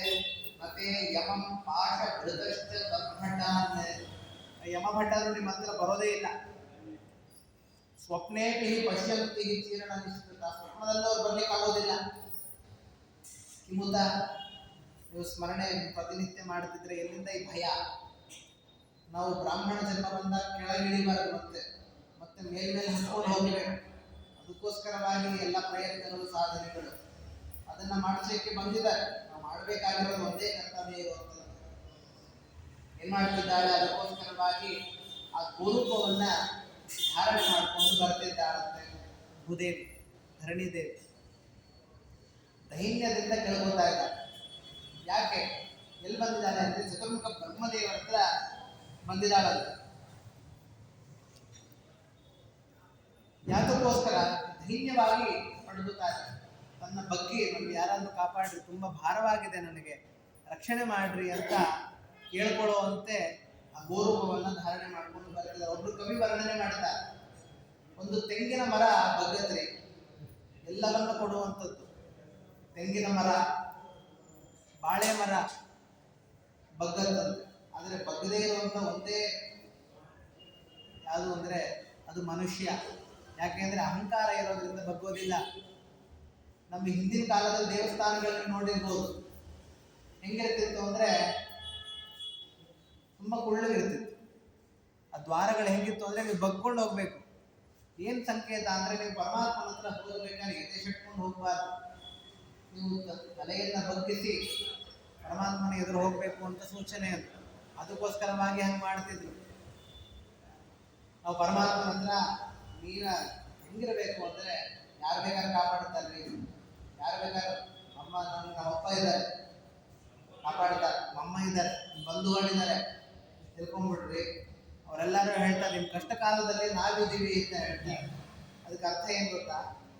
ನಮ್ಮ ಪಾಡಿಗೆ ನಾವಿರ್ತೀವಿ, ನಿಮ್ಮ ಪಾಡಿಗೆ ನೀವು ಇರಿ ಅಂತ ಅರ್ಥ. ಯಾರು ನಿಮ್ ಕಷ್ಟ ಅಂದ್ರೆ ಸಾಕು, ಅಕಸ್ಮಾತ್ ನಿಮ್ಗೆ ಏನಾದ್ರು ರೋಗ ಅಂತ ಗೊತ್ತಾದ್ರೆ ನಿಮ್ಮ ಹತ್ರನೇ ಬರೋದಿಲ್ಲ. ಎಲ್ಲಿ ದುಡ್ಡು ಕೇಳ್ತಾರೋ, ಎಲ್ಲಿ ಇನ್ಫ್ಲೂಯೆನ್ಸ್ ಮಾಡಿಸ್ತಾರೋ ಕೇಳ್ತಾರೆ ಅಂತ ಹತ್ರನೇ ಬರೋದಿಲ್ಲ. ಆದ್ರೆ ಪರಮಾತ್ಮ ಏನ್ ಮಾಡ್ತಾನೆ, ಎಲ್ಲ ಭಾರವನ್ನ ಸಹನೆ ಮಾಡುವಂತ ಯಾವಂದ್ರೆ ಪರಮಾತ್ಮ. ಅದಕ್ಕೆ ಹೇಳ್ತಾರೆ ನಿತ್ಯದಲ್ಲಿ ಪರಮಾತ್ಮನನ್ನ ಸ್ಮರಣೆ ಮಾಡಬೇಕು. ಏಕನವ ನಾನಯ್ಯ ಇನ್ನ ಮುಂದೆ ನಾನೆಲ್ಲಿ ಸ್ವಾಮಿ, ನೀನೆಲ್ಲಿ? ನಾನು ಹುಳು ಮಾನವ, ಹರಿ ಮುಕುಂದ ನೀನು, ಹುಳು ಮಾನವ ನೀನು ಮೋಕ್ಷವನ್ನು ಕೊಡುವಂತ ಪರಮಾತ್ಮ. ನಾನು ಯಾರು ಅಂದ್ರೆ ಹುಳು ಮಾನವ ನಾನು. ಈ ರೀತಿಯಾಗಿ ಧೈರ್ಯವನ್ನು ಪಡಬೇಕು ಹೇಳ್ತಾರೆ. ದೀನಂ ದೂನ ಮನಾಥಂ ರಾಯ ಹೇಳ್ತಾರೆ, ವದದೀನಂ ದೀನಂ ದೂನ ಮನಾಥಂ ಶರಣಾಗತ ಮೇನ ಉದ್ಧರ. ನಾನು ದೀನ, ನಾನು ಅನಾಥ, ನನಗೆ ಯಾರು ಕಾಪಾಡೋರಿಲ್ಲ ಸ್ವಾಮಿ, ನೀನು ಬಿಟ್ಟು ನನಗೆ ಯಾರು ನನ್ನ ಹಿಡಿಯೋರ್ತವ್ರಿಲ್ಲ. ಈ ರೀತಿಯಾಗಿ ಪರಮಾತ್ಮನನ್ನ ಕೇಳ್ಕೋಬೇಕಂತೆ ನಾವು. ಇಲ್ಲ ನಂಗೆ ಯಾರೋ ಇದರ ಕಾಪಾಡ ಪರಮಾತ್ಮ ಯಾಕೆ ಬೇಕು ಅಂತ ನೀವು ಅಂದ್ರೋ ಅಥವಾ ನಿಮ್ಗೆ ಹೇಳೋಬೇಕಾಗಿಲ್ಲ ಭಾವನೆ ಇತ್ತೋ ಕೆಟ್ರಿ ಅಂತ ಅರ್ಥ. ಅನ್ಯಥಾ ಶರಣಂ ನಾಸ್ತಿ ತ್ವಮೇವ ಶರಣಂ ಮಮ. ನಂಗೆ ಯಾರು ಬೇರೆ ಕಾಪಾಡೋರಿಲ್ಲ, ನೀನೇ ತ್ವಮೇವ ಶರಣಂ, ನಿನ್ಬಿಟ್ಟು ಯಾರೂ ಇಲ್ಲ. ಗಜೇಂದ್ರ ಏನ್ ಮಾಡ್ತಾನೆ, ಒಂದು ಹೂವನ್ನ, ಸರೋವರದಲ್ಲಿರುವಂತಹ ಹೂವನ್ನ ಪರಮಾತ್ಮನಿಗೆ ಸಮರ್ಪಣೆ ಮಾಡಬೇಕು ಅಂತ ಹೋಗುವಂತ ಸಂದರ್ಭದಲ್ಲಿ ಒಂದು ಮೊಸಳೆ ಬಂದು ತನ್ನ ಕಾಲನ್ನ ಹಿಡ್ಕೊಂಡಾಗ ತನ್ನ ಬಂಧುಗಳೆಲ್ಲ ಇರ್ತದೆ, ಆನೆಗಳು, ಆನೆ ಅಂದ್ರೆ ಆನೆಗೆ ತಂದೆ ತಾಯಿ ಅಣ್ಣ ತಮ್ಮ ಎಲ್ಲ ಇರ್ತದಲ್ಲ ಬಂಧುಗಳು, ಎಲ್ಲರೂ ನೀರಿನಿಂದ ಗಜೇಂದ್ರನೇ ಹಿಂಗಾದ್ರು ಮಾಡಿ ಎಳೆಯೋಣ ಅಂತ ಬರ್ತದೆ. ಯಾವುದು ಆಗೋದಿಲ್ಲ. ಆ ಸಮಯದಲ್ಲಿ ಗಜೇಂದ್ರನಿಗೆ ಅನ್ಸುತ್ತಂತೆ ಯಾರು ಕಾಪಾಡೋರಿಲ್ಲ ಸ್ವಾಮಿ, ನಿನ್ನನ್ನು ಬಿಟ್ಟು ಅನ್ಯಥಾ ಶರಣನ್ನ ಶರಣನ್ನ ಯಾರು ಬರೋರಿಲ್ಲ. ನಮ್ಮ ಜೊತೆ ಯಾರಿಗೆ ಬರ್ತಾರೆ? ನಾವು ಬರ್ಬೇಕಾದ್ರೂ ಒಬ್ರೆ, ನಾವು ಹೋಗ್ಬೇಕಾದ್ರೂ ಒಬ್ರೆ. ಮಧ್ಯದಲ್ಲಿ ಏನಿರ್ತಾರಲ್ಲ ಅವರೆಲ್ಲ ಹೆಂಗೆ ಅಂದ್ರೆ ಬಸ್ ಸ್ಟಾಪ್ ಅಲ್ಲಿ ಇರುವಂತಹ ಪ್ಯಾಸೆಂಜರ್ಸ್ ಇರ್ತಂತೆ. ನಾವು ಒಬ್ರೆ ಬರ್ತೇವೆ, ಒಬ್ರೆ ಹೋಗ್ತೇವೆ. ಬಸ್ ಸ್ಟಾಪ್ ಅಲ್ಲಿ ಅನೇಕ ಜನ ನಿಂತಿರ್ತಾರಲ್ಲ, ಹಂಗೆ ಈ ಸಂಬಂಧಗಳು, ಹೆಂಡತಿ ಮಕ್ಕಳು ಬಂಧುಗಳು ಎಲ್ಲ ಆ ರೀತಿಯಾಗಿ ನಮ್ಮ ಜೊತೆ ಬಂದ್ರೆ ಅಂದ್ರೆ ಬರ್ತಾರೆ ಅವರು. ನಮ್ಮ ಸ್ಟಾಪ್ ಬಂತು ಅಂದ್ರೆ ನಾವು ಹಿಡ್ಕೊಂಡು ಹೋಗ್ತಿರ್ಬೇಕು. ಬಾಯು ಅಂತಾನೂ ಹೇಳೋದಿಲ್ಲ, ನಾವು ಹೋಗ್ತಾ ಇರ್ತೇವೆ. ಆ ರೀತಿಯಾದಂತಹ ನಮ್ಮ ಯಾರೂ ಸಂಕಟ ಬಾಹೋರಿಲ್ಲ. ನಾರಾಯಣ ನಿನ್ನ ನಾಮ ಯಾವುದು ನಮ್ಮ ಜೊತೆ ಬರುವಂಥದ್ದು ಯಾವುದು ಅಂದ್ರೆ ಪರಮಾತ್ಮನ ನಾಮ ಒಂದೇ. ನಾವು ನಿಮ್ಮ ಜನ್ಮದಲ್ಲಿ ಒಮ್ಮೆ ಪರಮಾತ್ಮನ ಸ್ಮರಣೆ ಮಾಡಿದ್ರೋ ಗೆದ್ರಿ. ಆ ನಾಮನೇ ನಿಮ್ಮನ್ನು ಕಾಪಾಡುವಂಥದ್ದು. ಅಜಾಮಿಳನ ಕಥೆಯಲ್ಲಿ ನಾವು ಕೇಳ್ತೀವಿ, ಬ್ರಾಹ್ಮಣ ಅಜಾಮಿಳ ಎಲ್ಲ ತಪ್ಪನ್ನು ಮಾಡಿರ್ತಾನೆ, ಅನೇಕ ತಪ್ಪುಗಳನ್ನು ಮಾಡಿದ್ರು ಕೂಡ ಅವನು ಮಾಡಿಲ್ಲೇ ಇರತಕ್ಕಂತಹ ತಪ್ಪಿಲ್ಲ, ತಂದೆ ತಾಯಿಗಳನ್ನು ಬಿಟ್ಬಿಟ್ಟಿರ್ತಾನೆ. ಕೇವಲ ಒಬ್ಬ ವೇಶ್ಯ ಸ್ತ್ರೀ ಆಕೆಗೆ ಮರಳಾಗಿ ತನ್ನ ಜೀವನವನ್ನು ಹಾಳು ಮಾಡ್ಕೊಂಡಿರ್ತಾನೆ. 80 ವರ್ಷಗಳಾಗೋಗುತ್ತೆ. ಅನೇಕ ಮಕ್ಕಳನ್ನ ಹಡೆದ್ಬಿಟ್ಟಿರ್ತಾನೆ. ಅಲ್ಲಿ 80 ವರ್ಷ ಆದ್ಮೇಲೆ ಎಲ್ಲಾ ಮಕ್ಕಳುಗಳು ಪರಮಾತ್ಮನ ಹೆಸರುಗಳನ್ನು ಇಟ್ಟಿರ್ತಾನೆ. ಅಲ್ಲಿ ನಾರಾಯಣ ಅಂತ ಒಬ್ಬ ಹೆಸರು ಮಗನಿಗೆ ತುಂಬಾ ಪ್ರೀತಿ, ಮಗನ ಮೇಲೆ. ಅಂತ್ಯ ಸಮಯದಲ್ಲಿ ಯಮಭಟ ಬಂದಿದ್ದಾಗ ಏನ್ ಮಾಡ್ತಾನೆ, ನಾರಾಯಣ ಅಂತ ಕೂಗ್ತಾನಲ್ಲಿರುವಂತಹ ಮಗನ ಸ್ಮರಣೆ ಮಾಡಿದ ತಕ್ಷಣ ಅಲ್ಲಿ ಬಂದು ವಿಷ್ಣು ದೂತರು ಏನ್ ಮಾಡ್ತಾರೆ, ಯಮ ಪಾಶಗಳನ್ನೆಲ್ಲ ಕತ್ತರಿಸಿ ಅಲ್ಲಿ ವಾದ ವಿವಾದಗಳನ್ನ ಮಾಡಿ ಅಜಾಮಿಳನನ್ನ ಉದ್ಧಾರ ಮಾಡ್ತಾರೆ. ಕೇವಲ ಕಾಪಾಡಿದ ಅಜಾಮಿಳನ್ನ ಯಾವುದು ಅಂದ್ರೆ ಕೇವಲ ಪರಮಾತ್ಮನ ನಾಮ. ಯಾರು ನಮ್ಮ ಜೊತೆ ಬರೋದಲ್ಲೇ, ಯಾರು ಬರೋಲ್ಲ ರೀ. ಬರುವಂಥದ್ದು ಯಾರು ಅಂದ್ರೆ ನಾವು ಮಾಡಿರುವಂತಹ ಸಾಧನೆ. ಪರಮಾತ್ಮನಿಗೋಸ್ಕರವಾಗಿ ಏನಾದ್ರು ಮಾಡಿದ್ರೆ ಪರಮಾತ್ಮ ವಾಪಸ್ ನಿಮಗೋಸ್ಕರವಾಗಿ ಏನೋ ಮಾಡ್ತಾನೆ.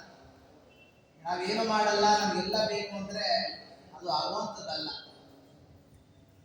ಎಲ್ಲ ಭಾರ ನಮಗೆ ಬಂದಿರುವಂತಹ ಭಾರ ಯಾವುದು ಅಂದ್ರೆ ಸಂಸಾರದ ಭಾರ.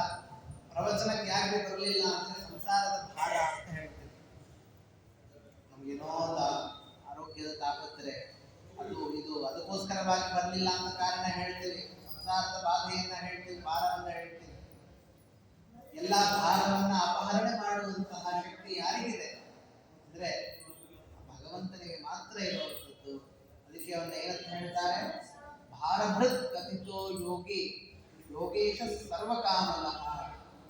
ಭಾರಭೃತ್ ಅಂತ ಪರಮಾತ್ಮನಿಗೆ ಕರೀತಾರೆ. ಎಲ್ಲ ಭಾರವನ್ನ ಧಾರಣೆ ಮಾಡುವಂತ, ಸಂಸಾರದಲ್ಲಿ ಬರುವಂತಹ ಸ್ಮರಣೆ ಮಾಡಿ ಭಾರವನ್ನೆಲ್ಲ ನಾನು ಹೊರ್ತೀನಿ ಅಂತ ಪರಮಾತ್ಮ ಹೇಳ್ತಾನೆ. ಅದಕ್ಕೆ ಅವ್ರಿಗೆ ಏನ್ ಹೆಸರು, ಭಾರಭೃತ್ ಕಥಿತೋ ಯೋಗಿ ಯೋಗೀಶ ಸರ್ವಕಾಮತಃ ಅಂತ. ಅದಕ್ಕೋಸ್ಕರವಾಗಿ ಏನ್ ಮಾಡ್ತಾಳೆ ಧರಣಿ ದೇವಿ, ಆ ಧೈನ್ಯದಿಂದ ಸ್ವರೂಪವನ್ನ ಧಾರಣೆ ಮಾಡಿ ಆ ಚತುರ್ಮುಖ ಬ್ರಹ್ಮದೇವರ ಹತ್ರ ಬರ್ತಾಳಂತ. ಕೇಳ್ತಾಳೆ, ಬ್ರಹ್ಮ ನೀನು ಎಲ್ಲರನ್ನು ಸೃಷ್ಟಿ ಮಾಡಿರುವಂಥವು ನೀನೇ ತಾನೆ. ಈ ಜಗತ್ತಲ್ಲಿ ಯಾವ್ದ್ಯಾವ್ದು ಸೃಷ್ಟವಾದ ಪದಾರ್ಥಗಳಿದೆಯೋ ಅದೆಲ್ಲದನ್ನು ಸೃಷ್ಟಿ ಮಾಡಿರುವಂಥದ್ದು ಯಾರು ಅಂದ್ರೆ ನೀನೇ. ಅದೇ ರೀತಿ ಅಸುರರು ನನಗೆ ಭಾರವನ್ನ ಉಂಟು ಮಾಡ್ತಾ ಇರ್ತಕ್ಕಂಥ ಅಸುರನ್ನು ಸೃಷ್ಟಿ ಮಾಡಿರುವಂಥವ್ರು ನೀನೇ, ನೀನೇ ನನ್ನನ್ನು ಕಾಪಾಡಬೇಕು ಅಂತ ಆ ಭೂಮಿದೇವಿ ಬರ್ತಾಳೆ. ಬ್ರಹ್ಮದೇವರು ಏನಂತ ಗೊತ್ತಾ, ಅಮ್ಮ ನೀನು ತಿಳ್ಕೊಂಡಿರುವಂಥದ್ದೇ ತಪ್ಪು. ಸೃಷ್ಟಿ ಮಾಡಿರುವಂಥವ್ರು ನಾನಲ್ಲ. ಯಾರು ಮತ್ತೆ ಸೃಷ್ಟಿ ಮಾಡಿರುವಂಥವ್ರು ಅಂದ್ರೆ ನಮ್ಮ ಅಪ್ಪ. ಈಗ ಹೆಂಗೆ ನಾವೆಲ್ಲ ಎಲ್ಲ ಚೇತನಾತ್ಮಕ ಪ್ರಪಂಚ ಏನಿದೆಯಲ್ಲ, ಎಲ್ಲ ಚೇತನಾತ್ಮಕ ಪ್ರಪಂಚವನ್ನ ಸೃಷ್ಟಿ ಮಾಡಿರುವಂಥವ್ರೆ ಆ ಪರಮಾತ್ಮ. ನಾವೆಲ್ಲ ಪ್ರತಿಬಿಂಬರು. ಒಂದು ಕನ್ನಡಿ ಮುಂದೆ ನಿಂತು ಕೈ ಎತ್ತೀವಿ ನಾವು. ಕೈ ಎತ್ತಿದ್ ಯಾರು ಅಂದ್ರೆ ಒಳಗಿರುವಂತ ಪ್ರತಿಬಿಂಬ ಅಲ್ಲ, ಮತ್ತೆ ಯಾರು ಅಂದ್ರೆ ಬಿಂಬ. ಒಳಗೆ ನಿಂತು ಪರಮಾತ್ಮ ಬಿಂಬರೂಪಿಯಾಗಿ ಕೆಲಸವನ್ನು ಮಾಡಿದ್ರೆ ಪ್ರತಿಬಿಂಬರಾಗಿ ನಾವು ಮಾಡ್ತೀವಿ. ಪರಮಾತ್ಮನ ಸೃಷ್ಟಿ ಹೇಳ್ತಾರೆ, ಬ್ರಹ್ಮಣಿ ಬ್ರಹ್ಮರೂಪೋಸೋ ಶಿವರೂಪಿ ಶಿವೇ ಸ್ಥಿತ. ಬ್ರಹ್ಮನಲ್ಲಿ ಬ್ರಹ್ಮನಾಗಿ, ಬ್ರಹ್ಮನ ಒಳಗೆ ಆ ಬ್ರಹ್ಮನ ರೂಪವನ್ನು ತಾಳಿ ಎಲ್ಲ ಜಗತ್ತಿನ ಸೃಷ್ಟಿ ಮಾಡ್ತಾ ಇರುವಂತವರು ಆ ಬ್ರಹ್ಮ, ಪರಬ್ರಹ್ಮ.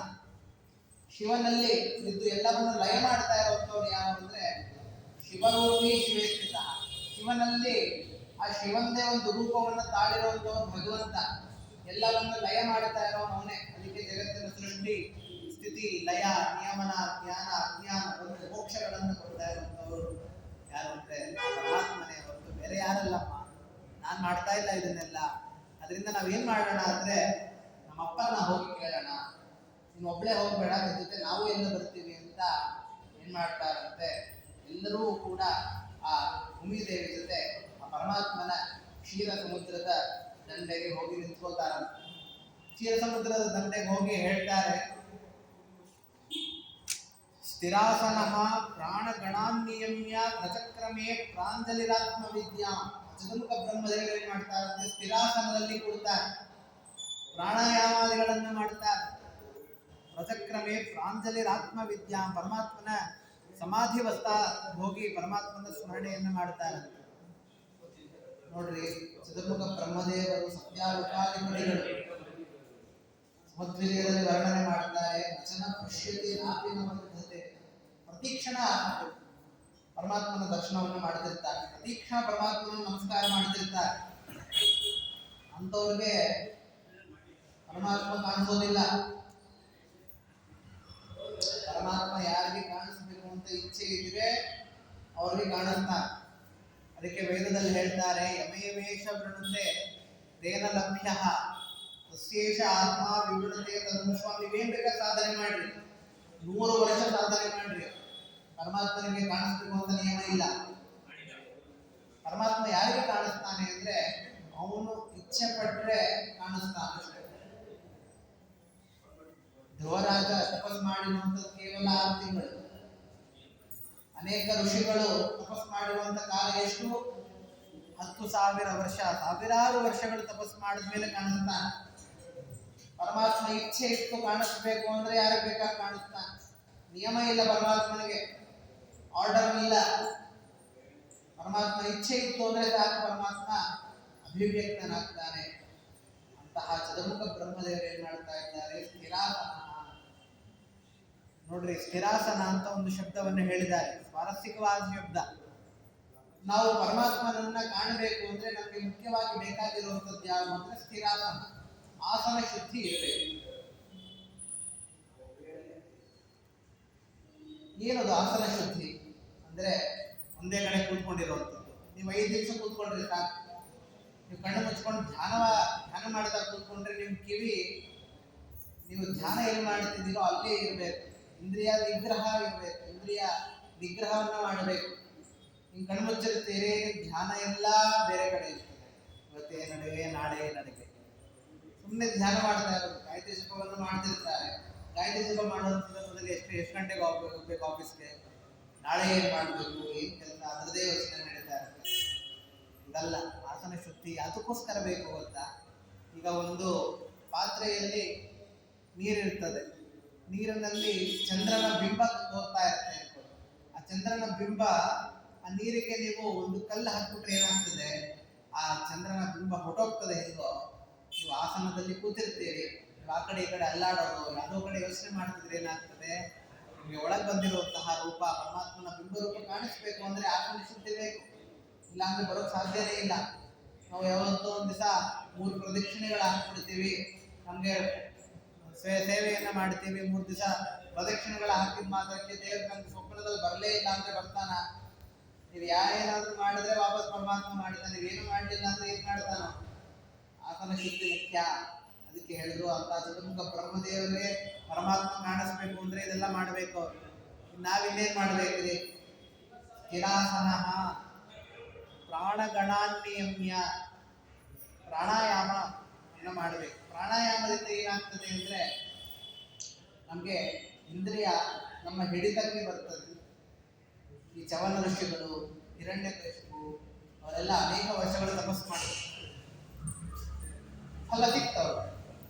ಚವನ ಋಷಿಗಳದು ಹೆಂಗಾಯ್ತು ಅಂದ್ರೆ ಅವ್ರ ಮೇಲೆ ಹುತ್ತ ಬೆಳೆದಿದ್ದು, ಪಕ್ಕದಲ್ಲಿ ಹುತ್ತ ಬೆಳೆದ್ರು ಕೂಡ ನಮ್ಮ ಚರ್ಮದಲ್ಲಿರುವಂತಹ ಮಾಂಸವನ್ನ ಕಚ್ಕೊಂಡು ಹೋದ್ರು ಕೂಡ ಗೊತ್ತಾಗ್ತಿರ್ಲಿಲ್ಲ ಅವ್ರಿಗೆ. ಯಾಕೆ ಅಂದ್ರೆ ಅಂತಹ ಪ್ರಾಣಾಯಾಮ ಸಮಾಧಿ ಅವಸ್ಥಾದಲ್ಲಿ ಇರ್ತಿದ್ರು. ಈ ಶರೀರ ಬೇಕಾಗಿಲ್ಲ, ಶರೀರ ಬೇರೆ ಜೀವ ಬೇರೆ ಅನ್ನೋದನ್ನು ತೋರಿಸ್ತಾ, ಒಳಗೆ ಜೀವ ಇದ್ರೆ ಸಾಕು, ಮಾಂಸ ಯಾರಿದ್ರು ಸಾಕು, ಪರಮಾತ್ಮ ಸ್ಮರಣೆ ಮಾಡ್ತಾ ಇರೋಣ ಅಂತ ತೋರಿಸಿ ಆಸನ ಶುದ್ಧಿಯನ್ನ ತೋರಿಸಿರ್ತಕ್ಕಂಥವ್ರು ಚವನ ಋಷಿಗಳು.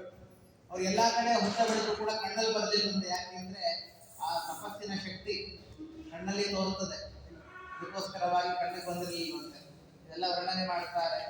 ಮತ್ತೆ ಏನ್ ಮಾಡ್ಬೇಕು ಅಂದ್ರೆ, ಈ ಕೃತಯುಗದಲ್ಲಿ ಪರಮಾತ್ಮನನ್ನ ನೀವು ಅಷ್ಟು ಅವ್ರ ತರ ಎಲ್ಲ ತಪಸ್ ಮಾಡೋ ಕಾರಣ ಇಲ್ಲ. ಕೃತಯುಗದಲ್ಲಿ ಪರಮಾತ್ಮನನ್ನ ಉಳಿಸ್ಕೋಬೇಕು ಅಂದ್ರೆ ತಪಸ್ ಎಷ್ಟು ಮಾಡ್ಬೇಕು ಗೊತ್ತಾ? 10,000 ವರ್ಷ ತಪಸ್ ಮಾಡ್ಬೇಕಂತ.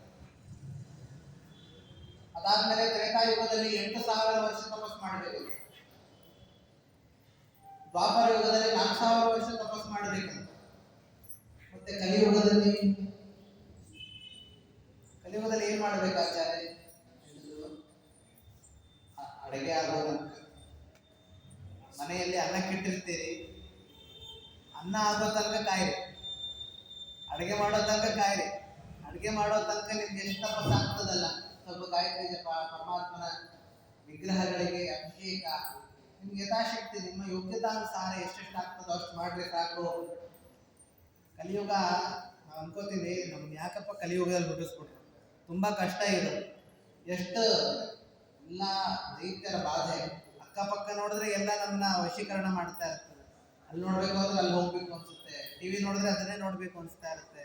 ಆ ಸೀರಿಯಲ್ ಅವ್ರು ಮುಗಿಸೋದ್ ನೀವು ನೋಡ್ಬೇಕು, ಮುಂದಿನ ದಿನಕ್ಕೆ ಏನ್ ಬರ್ಬೇಕು ಅಂತ ಹಿಂದಿನ ಕ್ಷಣದಲ್ಲಿ ಕ್ಯೂರಿಯಾಸಿಟಿಯನ್ನು ಇಟ್ಕೊಂಡು ಮುಗಿಸಿರ್ತಾರ. ಏನು ನೋಡ್ಬೇಕು ಅಂದ್ರೆ ನೋಡ್ಬೇಕು ಅಂತ ಅರ್ಥ. ಆ ತರ ಅದಕ್ಕೆಲ್ಲ ವಶ ಆಗ್ಬಿಟ್ಟಿರ್ತೀವಿ.